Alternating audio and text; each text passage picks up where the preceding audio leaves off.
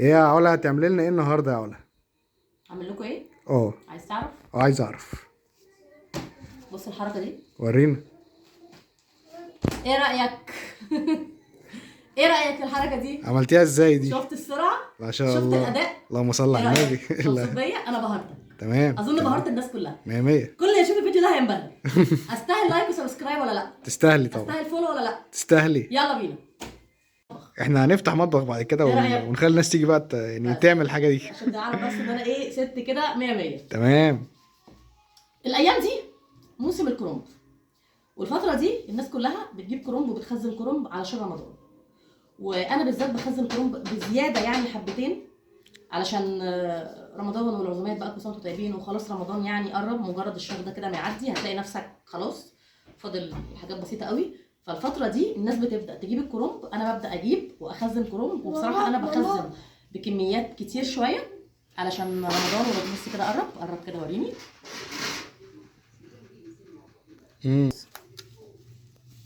يتسلق سلقه بسيطه كده يا دوب، بس ينزل نار ويطلع تاني عشان ما يتهريش، لان كمان نراعي ان هو لما بيقعد شويه في الفريزر، خاصه لو هنخزنه فتره او من موسم لموسم، بيطرى قوي. فعشان بس ما يتهريش معانا وقت واحنا بنلف او احنا بنسوي.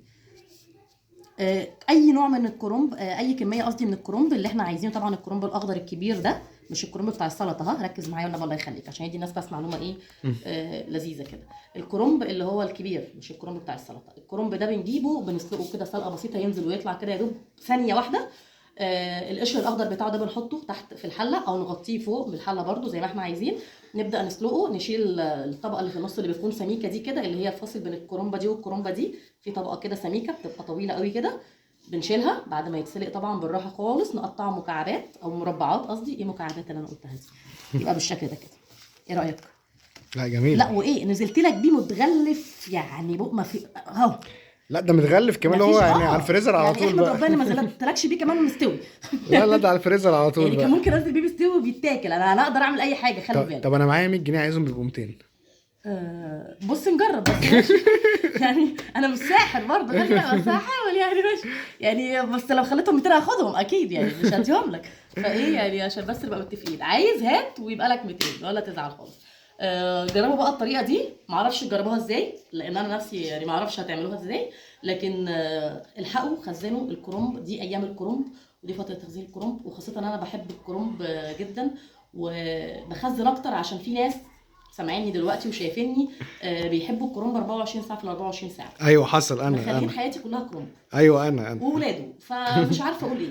ورمضان كل سنه وانتم طيبين، ويا رب الفيديو يكون عجبكم ويكون خفيف كده ولطيف على قلبكم. لو عجبكم الفيديو، طبعا ما استفدتوش حاجه ان انا ما عملتش حاجه يعني، بس لو عجبكم الفيديو كنوع كوميدي كده، ما تنسوش تعملوا لايك وشير وسبسكرايب للقناه بتاعتنا على اليوتيوب.